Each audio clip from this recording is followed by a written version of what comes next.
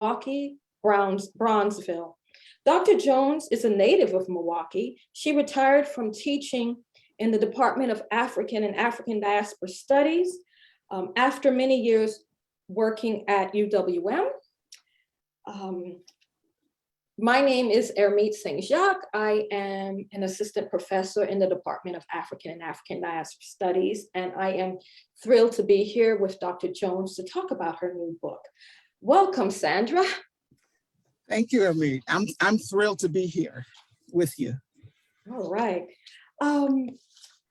Let's get started. What inspired you to give voice to the memories and histories of this generation of African Americans living in Milwaukee? Okay. Well, you know, as you mentioned, I grew up in Milwaukee. This is my hometown, and I love it. There's not a lot written. There's a lot written about Milwaukee, but not much about Black Milwaukee. And so in my, part of my quest to find myself, I've always looked for the history of my city. And so my neighbor a few doors down was born in Milwaukee. He's in his 80s. And so one day we were talking and, he tells these stories. And I learned that he had three friends actually, who come over every Friday. They've known each other since they were 10 years old, going to Lapham Park. And, they just reminisce in his kitchen. So I barged my way in there with a tape recorder and started listening to their stories. And it occurred to me, this is the last generation who can tell this story about Milwaukee Bronzeville, of which there's very little written, the last generation. And so I thought it was important to hear what they had to say, to hear their voices, so to speak. And so just next door to Bill Nolan, who's in the book, is Mamie Thurman. Mamie Thurman is 94 years old. She was born in Milwaukee in the 1920s. And so she was also very interested in the project once we got it started. So, and it kind of built after that. So that's how I came to write about it. And the other thing is, there are a few books written about Black Milwaukee, but most of those books that talk about Bronzeville focus on the businesses that were along Walnut Street. And that is extremely important history, no doubt. But I was more interested in the life of the people. And so when I found these folks and they not only were willing to talk, but wanted to talk about their lives, that kind of like defined the project for me. In the introduction, you discuss the evolution of the title of your book, which centers on the notion of Bronzeville. Can you elaborate on the notion of Bronzeville and how your title evolved to become Voices of Milwaukee Bronzeville? Yes. There is I guess it's an official Bronzeville in the city of Chicago. It has a, culturally elected mayor and it's existed for a long time. And so the term Bronzeville really has come to name, it's a name that's been adopted by large cities in the United States with large populations. So I think there are something like 14 other communities who have over time adopted the term Bronzeville. It's the same is true for here in Milwaukee. So it's a generic term that identifies predominantly African-American communities. But when I was talking to the folks that I interviewed for this book, I asked them, did you call it Bronzeville when you were growing up? And unanimous, no, we didn't call it that. It was just a place where we lived. There wasn't a name for it. And so then I changed the title of my book from The Making of Milwaukee Bronzeville to The Myth of Milwaukee Bronzeville.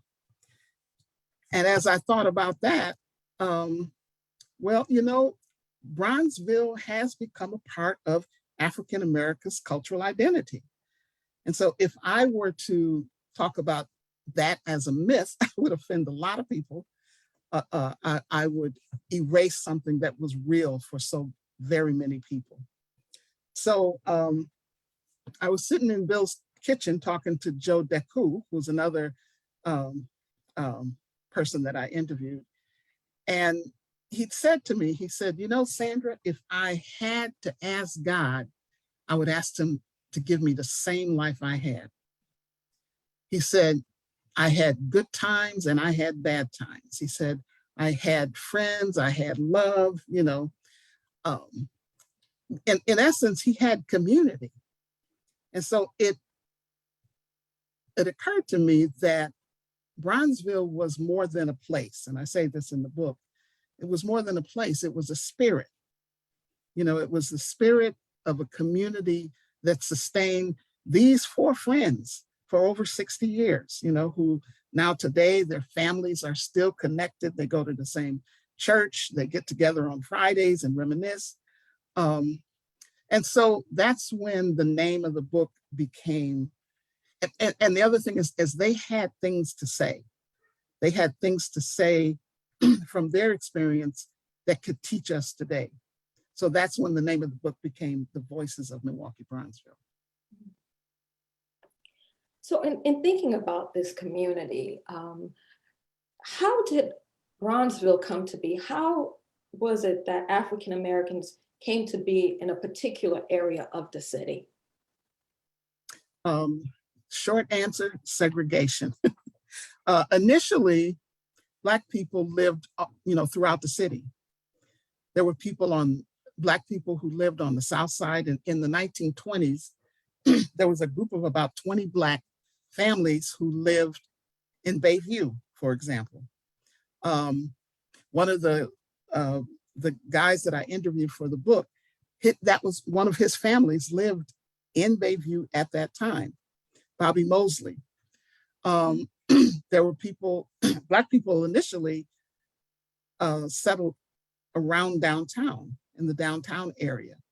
They lived on the east side. They lived in West Allis, so they were all over the place when their numbers were small. As the population of African Americans began to grow, and a couple of other things contributed, their numbers, the population was pushed to this certain area and concentrated there. So two things contributed to where Black Milwaukee ultimately settled. One was the influx of Italian immigrants that settled on the east side of Milwaukee, across the river. And they competed with Blacks for not only jobs, but also housing. And as their numbers grew, the Black population was pushed to the west and across the river. The other thing that contributed to that segregation, that concentration, was the development of the downtown area. As the civic center development took place and the industrial areas began to expand, that pushed African Americans away from the downtown area, pushed them to north. So ultimately, the boundaries of Bronzeville, what we call Bronzeville proper, was State Street on the south, Walnut Street on the west, the north, 3rd Street on the east, and 12th Street on the west. And so by 1920, 1930, that boundary had been cemented and Black people had been pushed into that general area. The other thing that pretty much locked Black people in that area was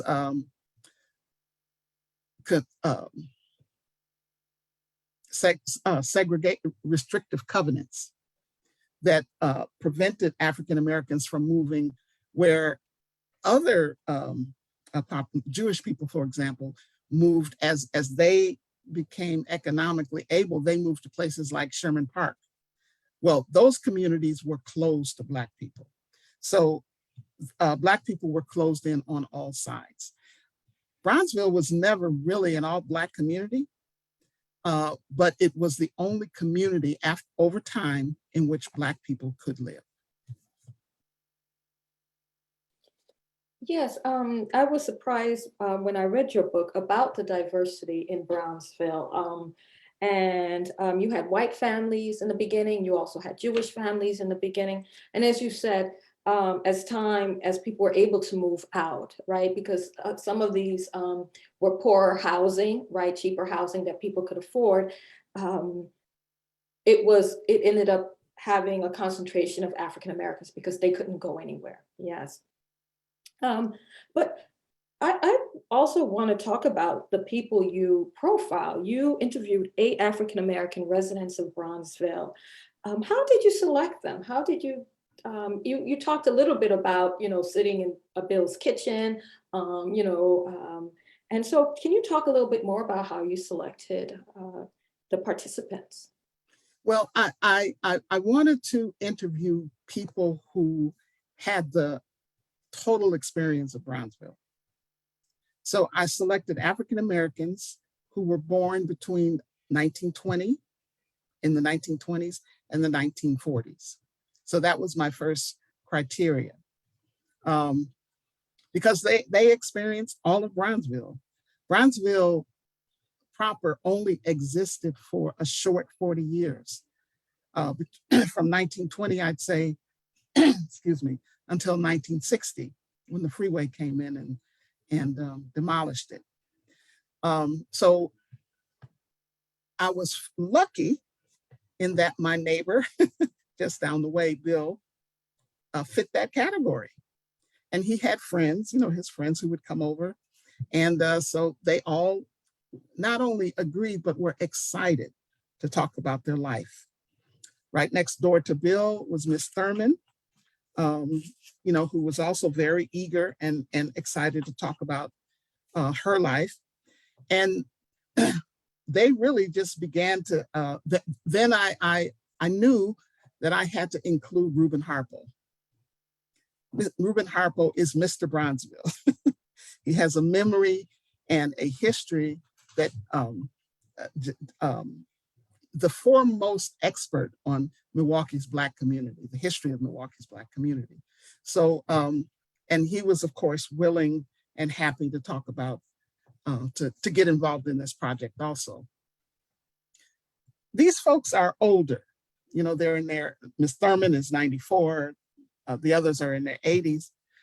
I included Sharon Adams, who is younger. She was born in the 40s, because she kind of completed that whole trajectory. She didn't see the beginning of Bronzeville, but she saw the end of it. And I thought it was very important to get that kind of perspective into the project. So I interviewed 8 people. I wanted to interview more, but then we got hit with COVID.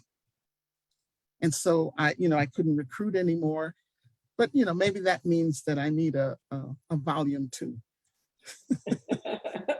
Yes, you do. Can you talk a little bit more about the participants, just highlighting, without giving away too much of your book, because we want people to go out and get and buy your book and read your book. You talked about Reuben Harpo, you talked about Sharon Adams, Miss Thurman. Who else who were the others in you interviewed? And Yeah.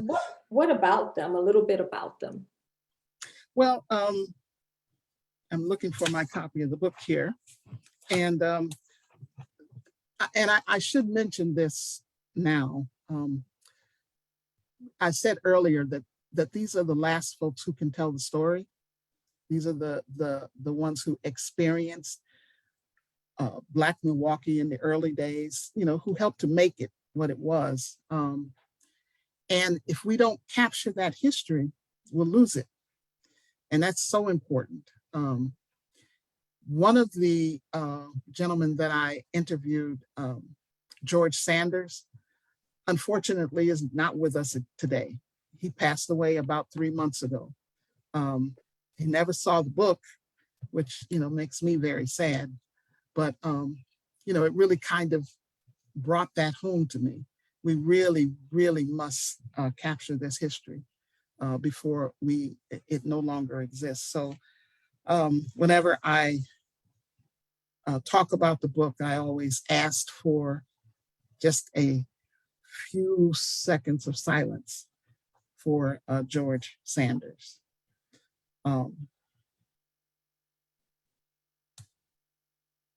And thank everybody for participating in that. And George, let me just read you one of the things that he said. So I asked George, when I asked all these folks, I said, where were you born? In Milwaukee. Most were born at Milwaukee County Hospital. Now it's Frederick Hospital, but it used to be called Milwaukee County Hospital. And almost all the Black folks I know were born either there or at St. Anthony's Hospital. But when I asked George, he said, and I want to get his exact words. He said, hospital? What hospital? He said, I was born in a cold water flat on Walnut Street. Because if you were born at St. Anthony's, that meant that, your parents had some kind of insurance. Bill was born at St. Anthony's. He was the only one. The others were born at Milwaukee County. George, however, was born at home in a cold water flat on Walnut Street. And he lived a very interesting life. He was a part, as he grew up, he talked about the work ethic that he got from his father, who was a construction worker in the city of Milwaukee, who really had to fight for his jobs. And, that kind of, the importance of work was passed down to George in that way, watching his father, his parents, do what they had to do to take care of their families. So back to your question, the kind of people who are in the book, they aren't famous. They're just regular, ordinary folks who had to make a way to make a living over the course of their lives, their parents, to survive in Milwaukee. And so those are the kind of folks who are in the book.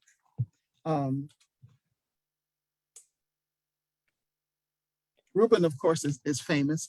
Sharon is pretty well known, but the others are just, regular, everyday folk. Yes. One of the things that comes to mind when you talk about where people were born, it just reminded me of the diversity in terms of socioeconomic status of this community. You had African Americans who represented all spectrums of life, the community, some more successful than others. How does that diversity, can you talk a little bit more about that in terms of reflecting Bronzeville and just African-American communities before, I would say, the 60s, the 70s, when people started, there were more integration or more equal housing and people were able to move away? Well, in the beginning, in the early days, what brought Black people to Milwaukee was, of course, jobs, economics. And so the folks that I talked to, they're fathers mostly, but they were able to get jobs at Patrick Cudahy, for example. Bill's father was a butcher, and that's where he worked. And that's why he had insurance and why he was able to access St. Anthony's Hospital. So it gave that early generation, a kind of an economic cushion.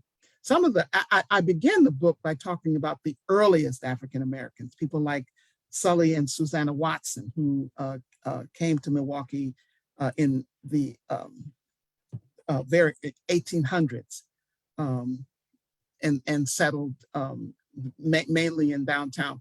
They were able to accumulate a great deal of wealth. In fact, African Americans, though the numbers were small, in the early days, they were able to accumulate a great deal of wealth, especially owning property in the downtown area, on Wisconsin Avenue, on Broadway, Wells. Over time, they lost that generational wealth, for various reasons. The Plankington building, for example, belonged to a Black man and was purchased by John Plankington, back in the day. But can you imagine if we were able to maintain that and hold on to that, what Milwaukee's Black community might look like today in terms of economic stability? But it did not last. That didn't last. But in Bronzeville, there was a diverse group of people. The early settlers mainly were more economically stable than those who came later. But they were still confined to that area. It didn't matter if you had money. I mean, there were doctors and lawyers and nurses in Bronzeville. It didn't matter if you had money, you were still confined to that general area. So that made the makeup of the neighborhood very diverse economically. Was not necessarily a bad thing, because you had different economic statuses in the community, but you had role models who demonstrated to children how to succeed, going to school to get an education and that kind of thing. So it was very positive, and there were a lot of role models for young African Americans, back in the day.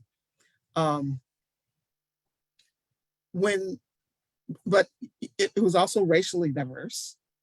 So actually, the neighborhood was first settled by Jewish folks. But as they began to accumulate a little bit of money, they were able to move out. Black people, that was not possible for Black people.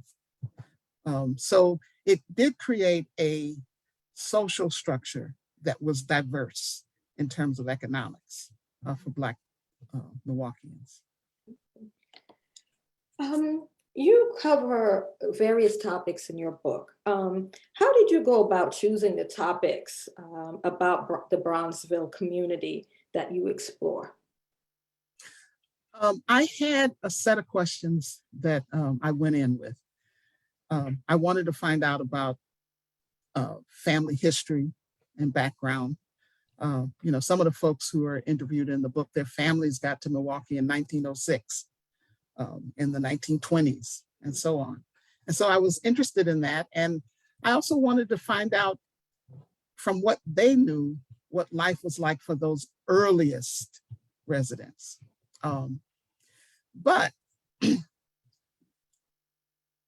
So that was the limit. That was the end of my prepared questions. Give me your family history.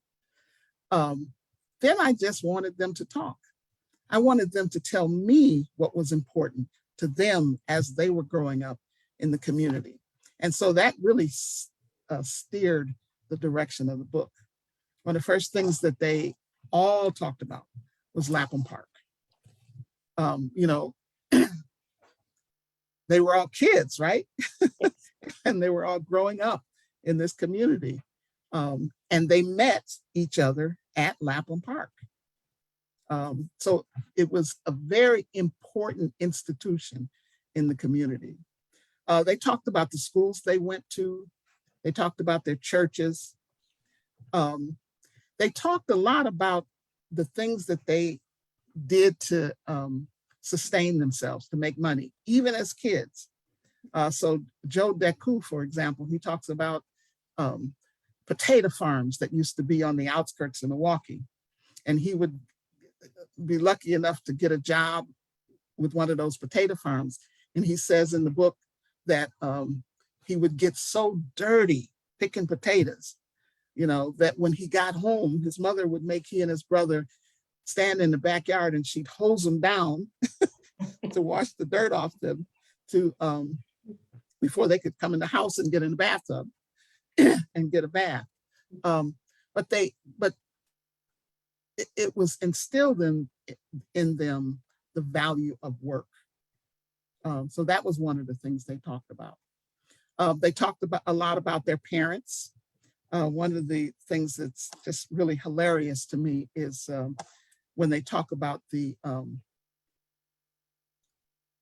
policy game that their parents used to participate in. It was it was the numbers. Yes. The numbers game. Now it's called the lottery. But back then, and Bill says, we made that, we created that before the white folks took it. That's the way he put it. But his mother was a lookout. I don't know if people remember, there used to be these police boxes on corners. And so when at the end of the day, after all the money had been collected, the numbers played,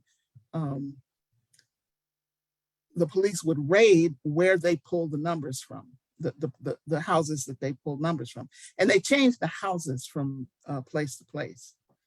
And when they were going to be raided, the police would go to the police box on the corner.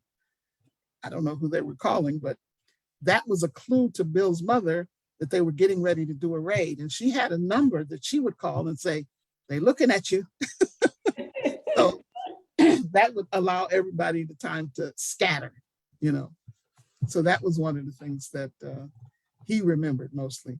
But also how their parents, the segregation meant that a lot of things in the city was closed off to Black people. So they made their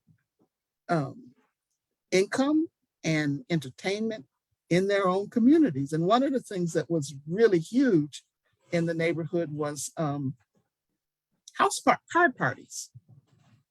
Bill says that's how they all learned how to gamble, is the house parties, because their parents would get together and they'd do round robins. They'd go from house to house and they would just play cards and have fun and socialize and, and that kind of thing. When you came to the house party, to the card party, they had this pot. And everybody who came would contribute something to the pot, and that would go to the host of the party. Mm-hmm. So it was not only fun, it was economic, because that pot paid a lot of rent, bought a lot of food, and that kind of thing. So that was another one of the things that they talked a lot about, just the life that their parents led and to take care of them. And that's where many of them got their values from. Most of them got their values from their parents, who really looked out for them. One thing that caught my attention when reading your book was really about Lapham Park and the social center. And one thing that caught my eye was how many people were swimming. When we think about sort of the disinvestment in recreation in the city, right? People, I don't think, can imagine how many pools there were in the cities.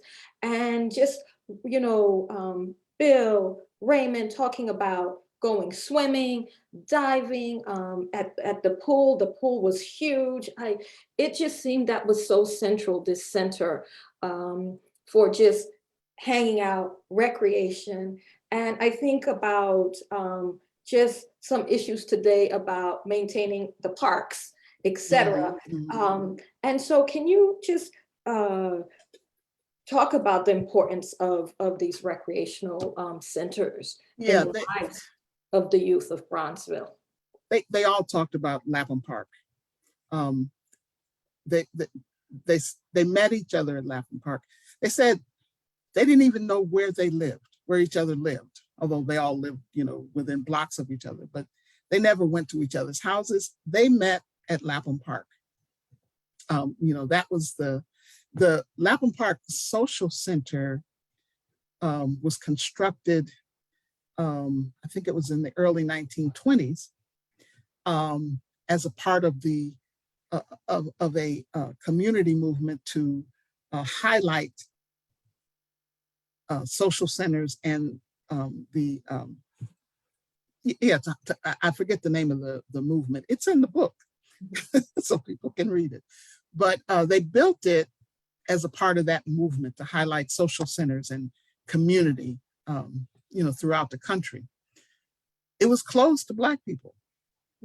They didn't build it with Black people in mind. So the first folks who were able to take part to access Lapham Park Social Center were Jewish people, because they were the majority population.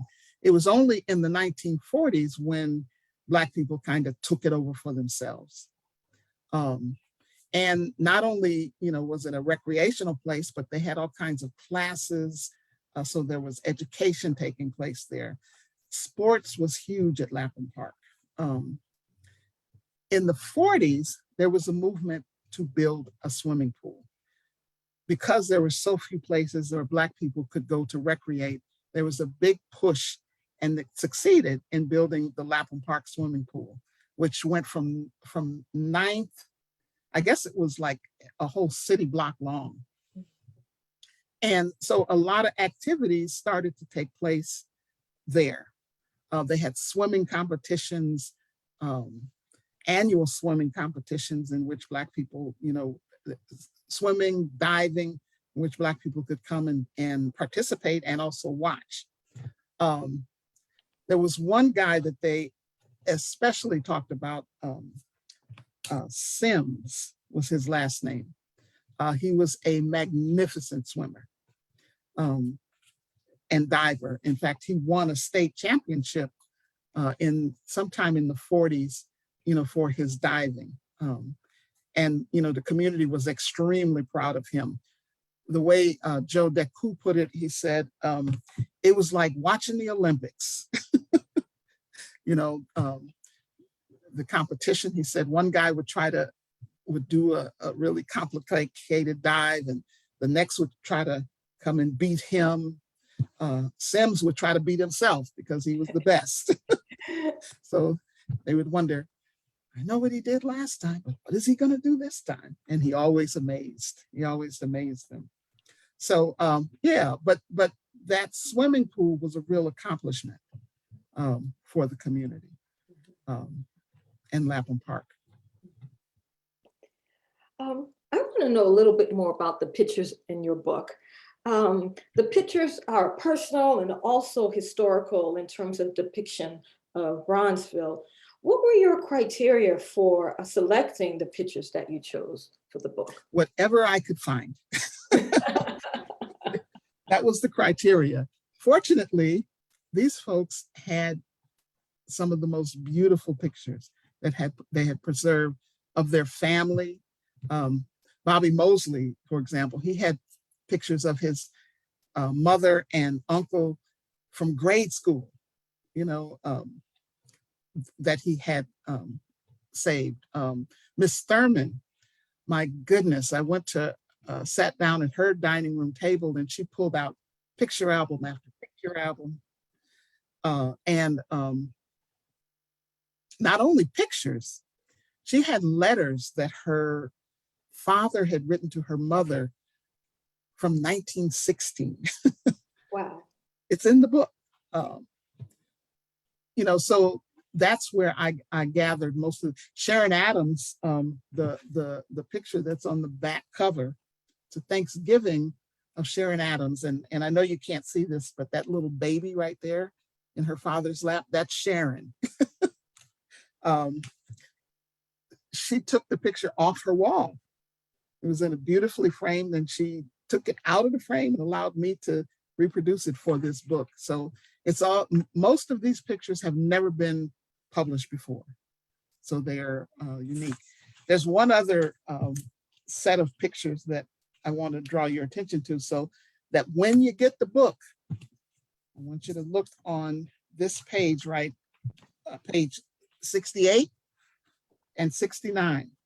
There's a picture of Sharon Adams when she was probably about 10 years old, and she has a doll. It's a black doll. And I'm wondering, how did her parents in the 1940s find a black doll for their daughter? What they must have gone through to get that picture.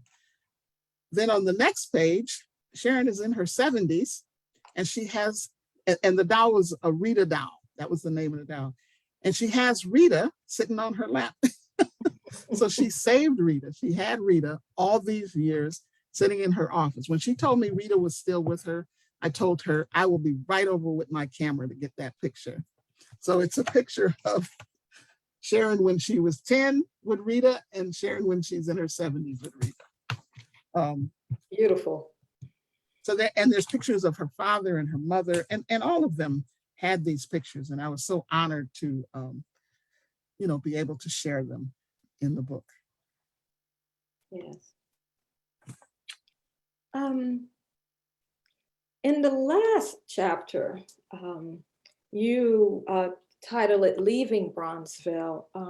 And here you talk about, the destruction of Bronzeville.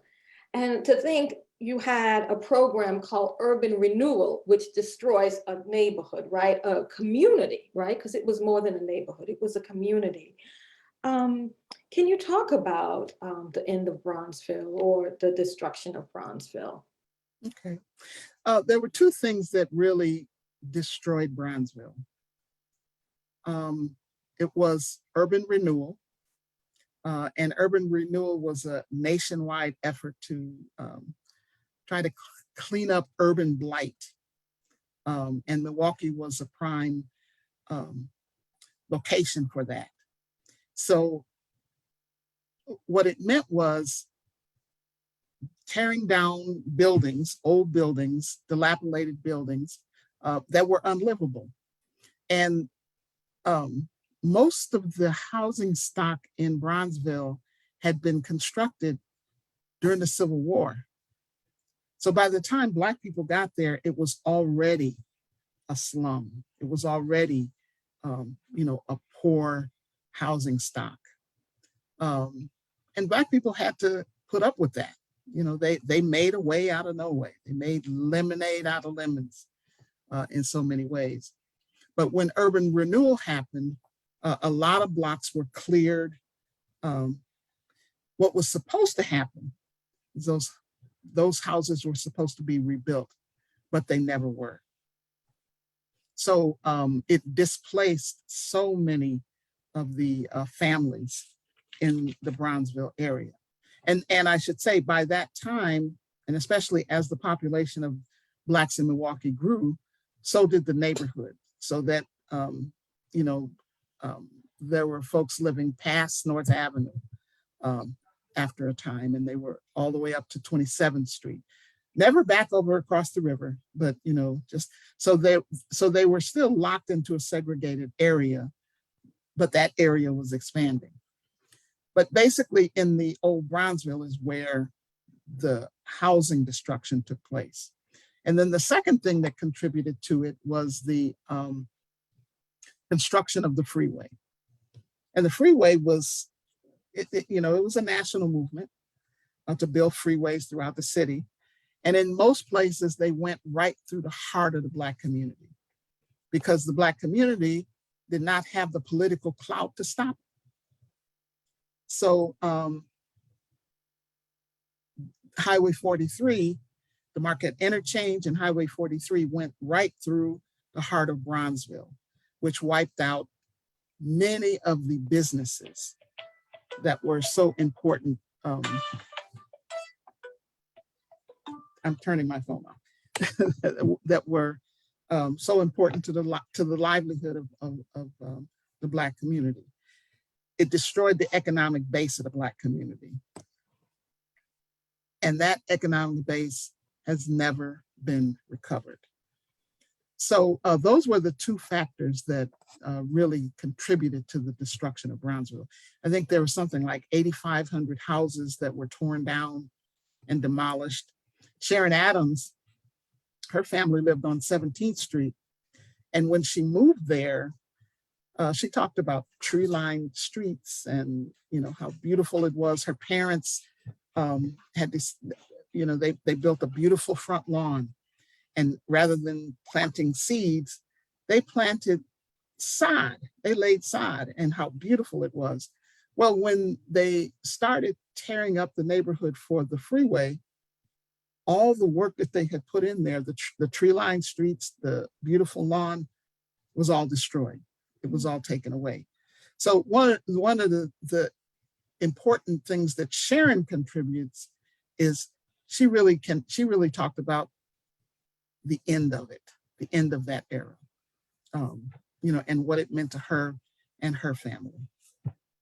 So yeah, the good thing is that Bronzeville proper is gone, but it created many other neighborhoods, including the Harambe neighborhood, Lindsay Heights, Halyard Park, Brewers Hill, you know, those areas. So all of those neighborhoods really border the old Bronzeville. So in that sense, Bronzeville is still with us, still a part of us. Mhm. You know, I want to share with you, Sandra, when I first moved to Milwaukee, I had a conversation with an elderly woman who told me that she never gets on the freeway. And I looked at her and I was kind of confused. I was like, you never get on the freeway. And she said, no, it destroyed my community. It destroyed my home. Yeah. And it was only when I read these stories that I understood why she doesn't get on the freeway. And so in her life, her day to day, she never gets on the freeway.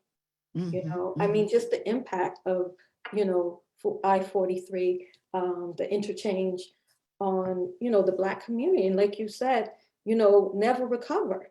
And some of Right. these lots, it's only now that are actually being redeveloped, right? Exactly, right. And we could also, Josie Heights is one of those communities that's being redeveloped. Mhm. It's just to the south of Lindsay Heights. But you know, they're building new houses down there. And they've built houses on Walnut Street, but you know, they can't rebuild that spirit. Right. And one of the things that we lost is that spirit of community that existed in Brownsville.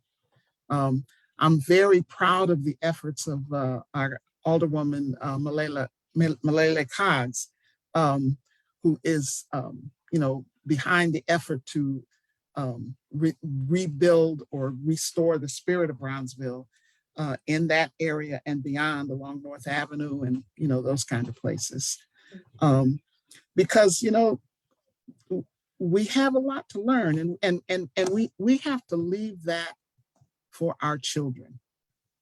We have to leave that here, construct and leave that history for our children, so they understand where they came from.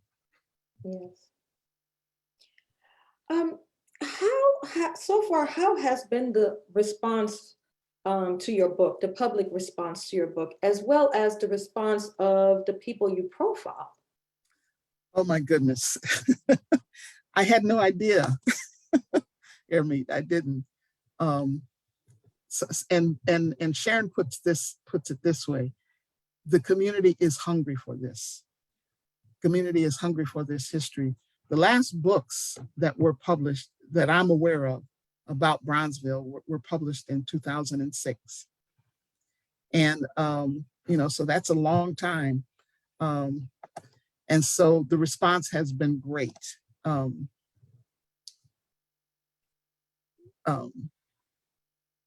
book is available on all the major outlets. It's also available from my Facebook page. So if people would like to go, you are able to purchase it from there. But it's carried by Amazon and Barnes and Noble, and I'm told that a lot of those places are selling out. So the response, the thing that's most important to me is the response of the folks who are in the book.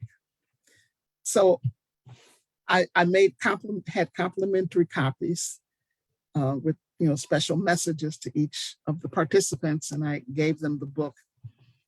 Two of the guys were over to my house one afternoon looking at the book.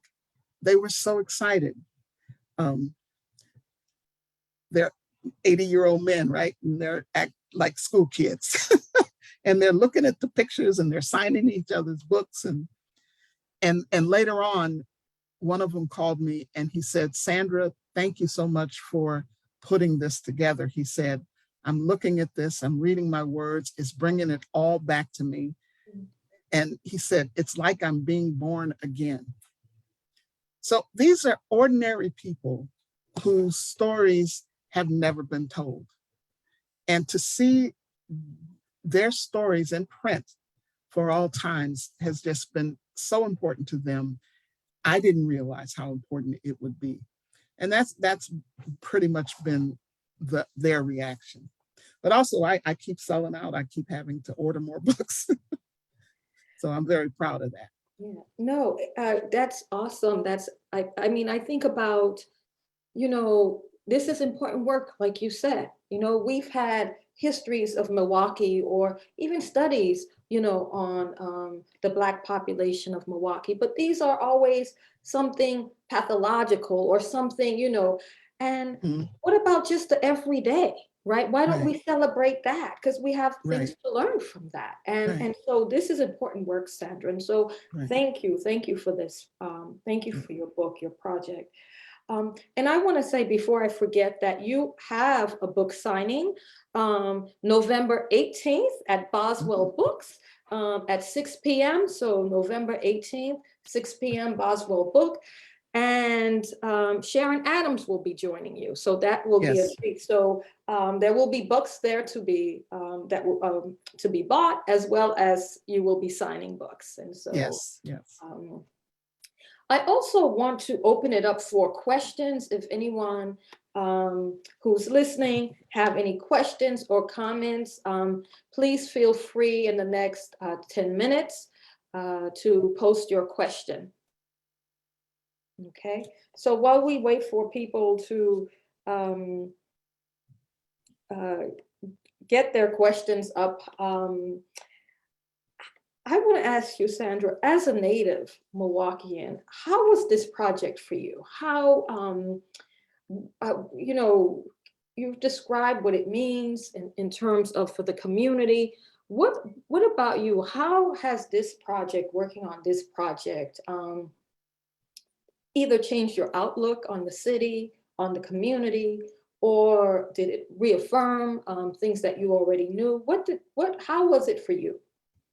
Well, you said something earlier that caught my attention when you said that what this book does is it doesn't put it doesn't place the community as victim, because even in the worst of times, there was joy in this community, in Bronzeville's community. And so that's really what I wanted to highlight, the joy in this community. So, of course, the conditions were bad, but these people, the people who, created this community, they thrived. Even in bad times, they thrived. And that's what I wanted to capture. it was, some of it was surprising to me, to see that. It was important for me to study it and see it, that even when things are hard, there is joy. And that was, so how has it changed me? It's connected me. I grew up in Milwaukee, but I learned things that I never knew. And talking to the participants, their memories are just vivid, and I got to tell one story. I hope there's time. Yes. Bill, he told me the story about Joe Gans.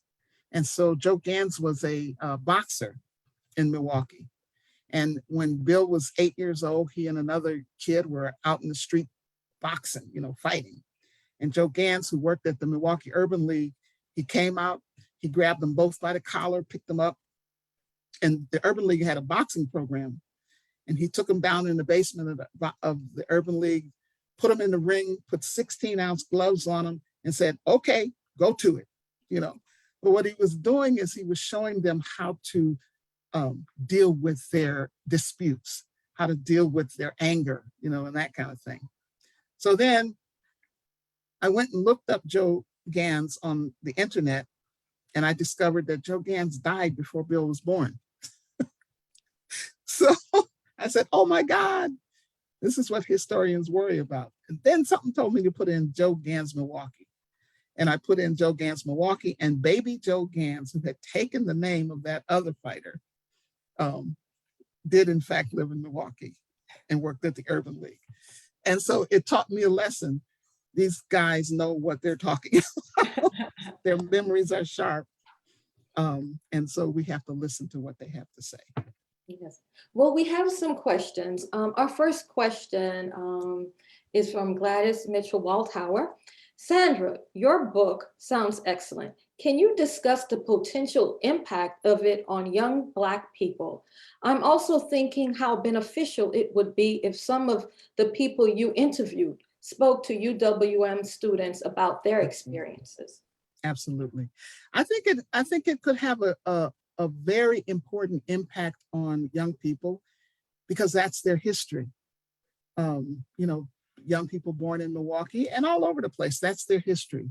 And it's so important to preserve and give that to them. Speaking at UWM, the folks I interviewed are very anxious to do that. So, if anybody is interested in having one or two or three of them come and talk, that would be wonderful. Okay. Second question from Sarah Vanderhagen. How, if at all, did the folks you interviewed talk about their experiences in relation to what we now describe as the Great Migration? Well, they all migrated to Milwaukee in one way or the other. Most of the early Black folks who came to Milwaukee didn't necessarily come from the South. A number of the folks who I interviewed came from places like Iowa. They had left the South and gone to other cities and then finally ended up in Milwaukee. And it was all for economic reasons. They were all looking for jobs. Some, Joe Deku, for example, his folks came from Louisiana. So they all, in their history, they all have that migration story. And ultimately, the reason most Black people came to Milwaukee is for jobs. Mm-hmm. Before that, and I do deal with a little of the earlier history, Black people came to Milwaukee and Wisconsin because it was an abolitionist stronghold. And Milwaukee was a pathway to Canada. So, that is also a part of the history, the immigration story of Milwaukee. A third question from John Hayden. Do you think a Black neighborhood similar to Bronzeville with its own commercial hub will ever arise in Milwaukee? Thank you for your book and your sharing it with us today. I don't know. Um, what I do know about the Black condition in Milwaukee today is that it is one of the poorest communities in the country.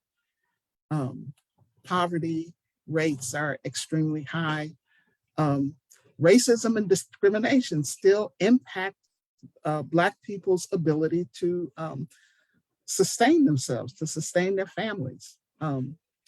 So will that be possible sometime in the future? I don't know. Yeah. I think that's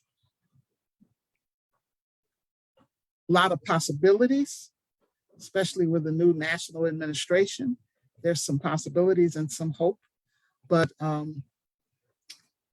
we have some of the same issues that we confronted back in the day, back during Bronzeville, the community is still grappling with today. Yes. And I also thought about when you talked about some of the redevelopment that's happening now, a lot of that also has to do with gentrification and people being pushed out, And Absolutely. so, like, as you said, similar issues are still happening today. Right. The last question is from Peter. Oh, there's another one. Okay, Peter Akubezi. Were members of the Bronzeville community who lost homes as a result of the urban renewal project and the freeway construction compensated? Some were, most were not.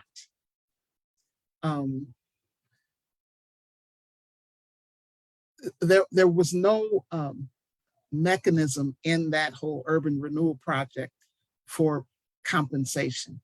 And when you think about it, the home ownership in Bronzeville was extremely low. So Black folks didn't own the homes they lived in. Generally, when a white family would move out, they would rent it to a Black family. And so if there was compensation, and I don't know that there was, it never got down to Black people, because the majority of Black folks who lived in Bronzeville were renters. Which also explains the condition of the housing. There was no real incentive to make improvements and that kind of thing. Right.